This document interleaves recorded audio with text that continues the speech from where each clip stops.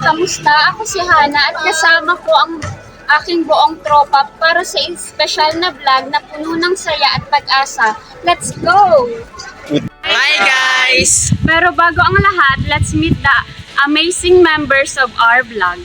Hi, I am Angela May Peña. Hi, I'm Paula Oreya. I'm Yuri Andromano. I'm Joshua Villalino. I'm Daniel Toledano. I'm Zay Alit Garcido. Hi Daniel, pwede mo bang ibahagi ang iyong opinion tungkol sa social harmony sa mga kabataan? Ang social harmony ay pundasyon ng isang masiglang komunidad. Bilang mga kabataan, mahalagang itaguyod ang pagrespeto at pag-uunawa sa ating mga pagkakaiba. Sa sama-samang pagsusumikap, magkakaroon ng mas inclusive at makatulong na mundo. Salamat Daniel.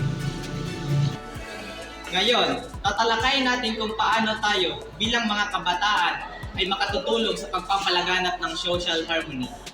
Dapat natin kilalanin at unawain ang bawat pagkakaiba. Tama yan. Bilang influencer ay may malaking responsibilidad tayong ipakita ang tamang halimbawa. Oo nga, kaya naman importante ang pag-empower sa boses ng kabataan. Paano natin ito magagawa?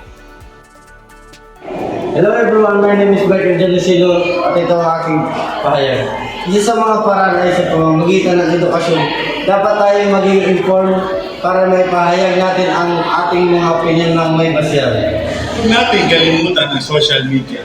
Isa itong malaking platform na pwede natin iparating ang ating mga saloobin.